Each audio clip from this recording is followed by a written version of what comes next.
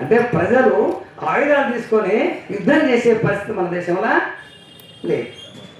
అంటే సామ్రాజ్యవాదులు వాళ్ళ మధ్య యుద్ధం చేసుకునే పరిస్థితి ఉన్నప్పుడు అటువంటి పరిస్థితి ఏర్పడుతుంది. కానీ అటువంటి పరిస్థితి లేదు. లెనిన్ ఒక మాట చెప్పాడు, బాగా గుర్తు చేసింది. ఏంటంటే మనం అంతర్యుద్ధం చేయాలా అని ఎప్పుడంటే సామ్రాజ్యవాదులు యుద్ధం చేస్తుంటే ఆ రంగారావు గారు చెప్పారు, సామ్రాజ్యవాదులు యుద్ధం చేస్తుంటే ఎవరి మీద వారు ప్రజలకు ఏం అవకాశం వస్తున్నప్పుడు వాళ్ళు కూడా తుపాకు తీసుకుని యుద్ధం చేసే పరిస్థితి వాళ్ళకి వస్తుంది. ఎందుకంటే వాడు బలవంతంగా సైన్యంలోకి ప్రజలు తీసుకునే పరిస్థితి ఉంటుంది. ఇక వాని తరఫున చావడం బదులు మన కోసం మనమే చనిపోవచ్చు అనే ఐడియా వస్తుంది. వాడి యుద్ధం వస్తే తప్పకుండా ఎటువంటి పరిస్థితి ఉంటుందంటే ప్రభుత్వాలు ప్రతి 18 ఏళ్ళ యువకుల్ని సైన్యం దేవుని బలవంతం చేస్తారు. బలవంతం చేస్తారా చేయరా? యుద్ధమే వస్తే తప్పనిసరిగా ప్రభుత్వం ఆ పని చేస్తుంది. ఇక వాడితోనపై యుద్ధం చేసే బదులుగా మనమే యుద్ధం చేస్తే మన కోసం అనేది వస్తుంది. అది చైనాలో ఉన్నది. ఎక్కడైనా సరే రష్యాలో కూడా అటువంటి పరిస్థితుల్నే. మొదటి ప్రపంచ యుద్ధంలో సామ్రాజ్యవాదుల మధ్య యుద్ధం జరుగుతున్న పరిస్థితుల్లోనే అది ఎప్పుడు జరిగింది? 14-18 కదా.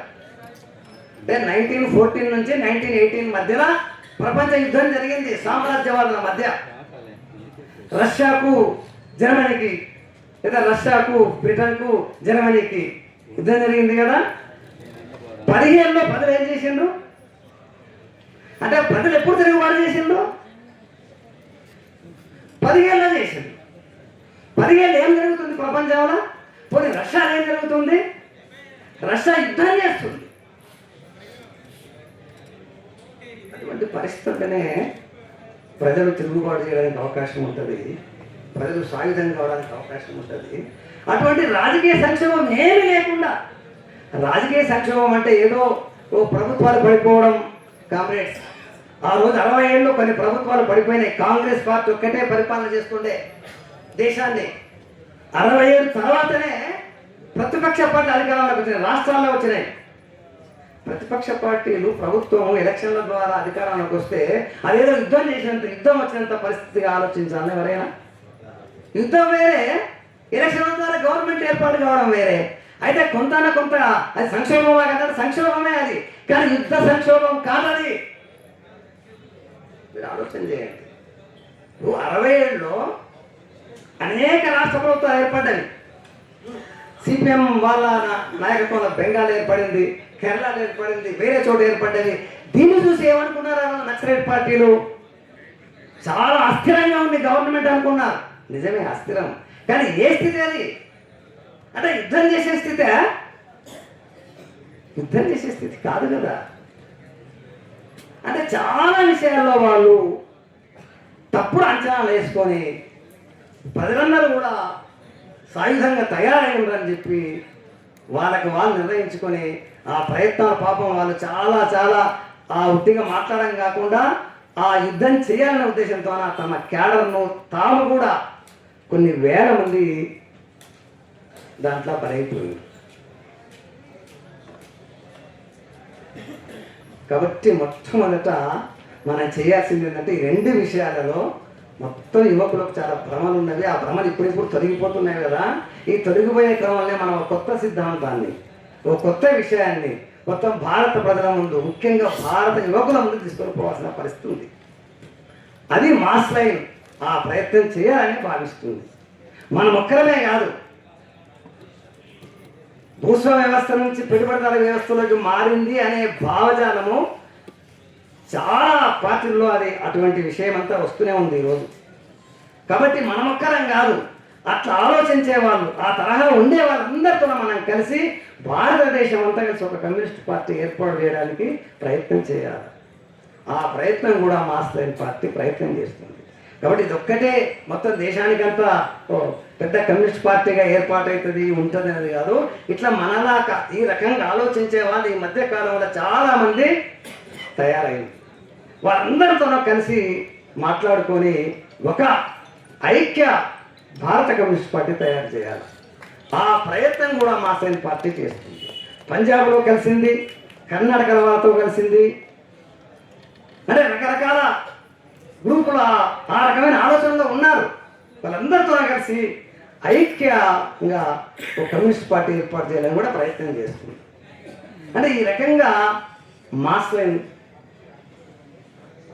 ఆల్ ఇండియా లెవెల్లో ఒక విప్లవ కమ్యూనిస్ట్ పార్టీని తయారు చేయడానికి తన శక్తి కొద్ది ప్రయత్నం చేయడానికి పూనుకుంటుంది. అదే రకంగా విప్లవ సిద్ధాంతం అంటే ఈరోజు మన దేశ వ్యవస్థ ఎలా ఉంది, అంటే ఎలా మారుతుంది, ఈరోజు ఏం కొనసాగుతుంది అనే విషయాలు కూడా ఒక నిర్దిష్టమైన పరిస్థితుల ఆధారంగా ఒక కొత్త సిద్ధాంతాన్ని తయారు చేయడానికి మనం ప్రయత్నం చేయాలా.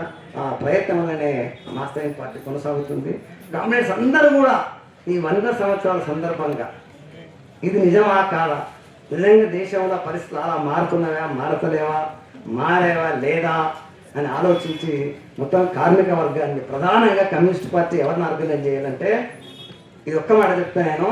కమ్యూనిస్ట్ పార్టీ ప్రజాతంత్ర విప్లవం అనుకోండి, అంటే భూస్వామ్య వ్యతిరేక విప్లవమైన ప్రధానంగా ఉన్న దేశమైనా కానీ పెట్టుబడిదారి వ్యతిరేక విప్లవమైన పరిస్థితి ఉన్నా కూడా మొదట ఎవరిని ఐక్యం చేయాలి కమ్యూనిస్ట్ పార్టీ? కార్మిక వర్గాన్ని ఐక్యం చేయాలి. మొత్తం కార్మిక వర్గాన్ని ఐక్యం చేసే కృషిలో భాగంగా ఇతరులను కూడా ఐక్యం చేయాలి. కానీ ప్రధానంగా ఎవరి మీద దృష్టి ఉండాలి? కార్మిక వర్గం మీద దృష్టి ఉండాలి. కమ్యూనిస్ట్ పార్టీ అంటేనే కార్మిక వర్గ నాయకత్వం వహించే పార్టీ. కమ్యూనిస్ట్ పార్టీ అంటేనే కార్మికుల పార్టీ. అది నేను ఒక విషయం చెప్తానా, చైనాలో అది భూస్వామ్య వ్యతిరేక పోరాటాన్ని ప్రధానంగా ఉందని యుద్ధం నిర్వహించిన పార్టీ అయినప్పటికీ కూడా 1927-28 నాటికి ఆ దేశంలో ఉన్న మొత్తం కార్మిక వర్గాన్ని ఆ కమ్యూనిస్ట్ పార్టీ ఆర్గనైజ్ చేసింది. అక్కడ ఉండే వాళ్ళ 20-25 లక్షల మంది కంటే ఎక్కువ లేరు. ఆధునిక కార్మిక వర్గం అంటే నౌకాలలో పనిచేసే వాళ్ళు కానీ, రైల్వేలో పనిచేసే వాళ్ళు కానీ, కన్నుల్లో పనిచేసే వాళ్ళు కానీ, ఇలాంటి వాళ్ళందరినీ చూస్తే 20-25 లక్షల కంటే ఎక్కువ మంది లేరు. ఆ 25 లక్షల మందిని మొత్తం ఎవరు ఆర్గనైజ్ చేసిండ్రు? చైనా కమ్యూనిస్ట్ పార్టీ ఆర్గనైజ్ చేసింది. తర్వాతనే రైతాంగం దగ్గరికి పోయింది. నక్సలైట్ పార్టీ స్టార్ట్ అయినప్పుడు మొత్తం కార్మిక వర్గాన్ని వదిలిపెట్టేది కదా, నిజమా కాదా?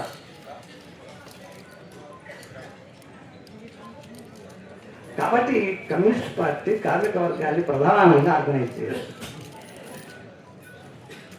రష్యా దేశం కూడా 98లో పుట్టిందని రమగారు చెప్పారు. 17లో విప్లవం విజయవంతమైందని చెప్పారు. 98లో పుట్టినప్పుడు రష్యా పరిస్థితి ఏంటి, ఆ దేశాన్ని లెనిన్ ఏం చెప్పాడు అంటే భూస్వామ్య వ్యతిరేక విప్లవం, ప్రజాతంత్ర విప్లవం చేయాలని చెప్పాడు ఆయన. అంటే సోషలిస్ట్ విప్లవం కాదు, గౌరవ చెప్పిన తర్వాత సోషలిస్ట్ విప్లవం. అప్పుడైనా ఆయన ఎవరిని ఆర్గనైజ్ చేయమని చెప్పాడు? అప్పుడైనా కార్మికులను ఆర్గనైజ్ చేయమని చెప్పాడు. మొత్తం పట్టణాల్లో కార్మికులందరూ కూడా లెనినిస్ట్ పార్టీ కింద ఆర్గనైజ్ అయి ఉన్నారు. అంటే ఈ రకంగా కార్మిక వర్గాన్ని వదిలిపెట్టి దేశంలో జరుగుతున్న మార్పులను ఏమాత్రం గుర్తించకుండా ప్రయత్నాలు చేస్తే ఆ ప్రయత్నాలు అనేవంటే నిష్ఫలమైపోతాయి. కాబట్టి వాస్తవ పరిస్థితులను గమనించాలా.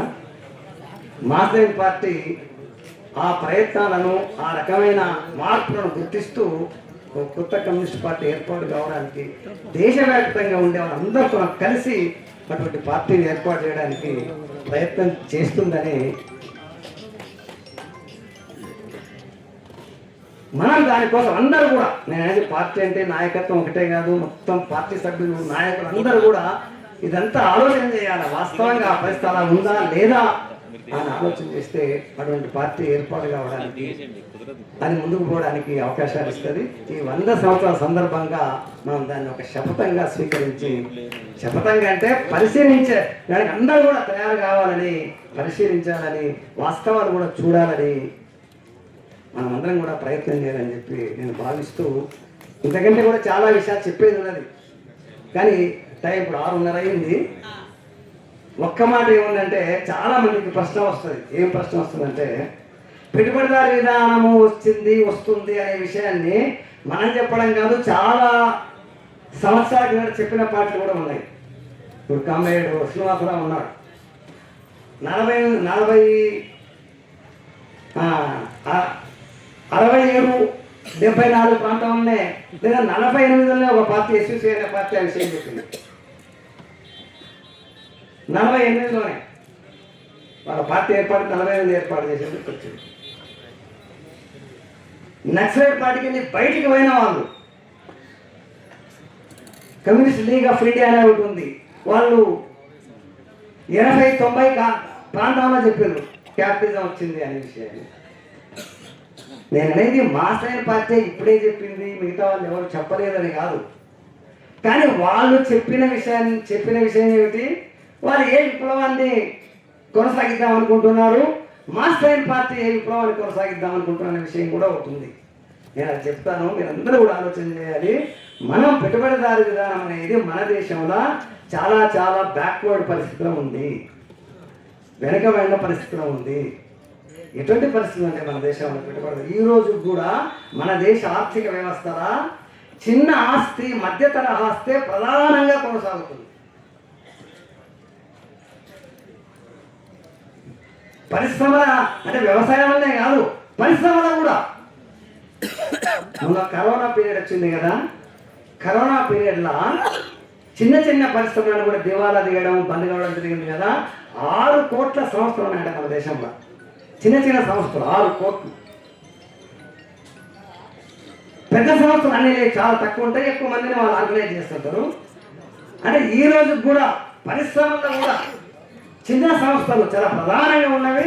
వ్యవసాయం అయితే ఈ రోజు కూడా 85% 5 ఎకరాల లోపు వాళ్ళు ఉన్నారు.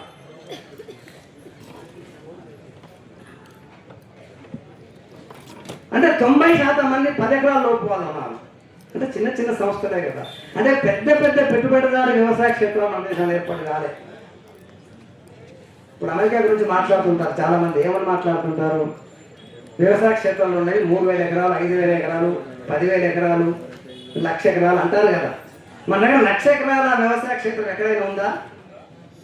పోనీ 500, 1000 ఎకరాల క్షేత్రాలు కూడా చాలా అరుదుగా ఉంటాయి. ఉంటే తోటలు ఉంటాయి. ఎక్కువ చిన్న కమతాల వ్యవసాయంలో మన దగ్గర ఉన్నాయి. అంటే ఇదంతా కూడా చాలా చాలా వెనకబడి కూడా ఉంది.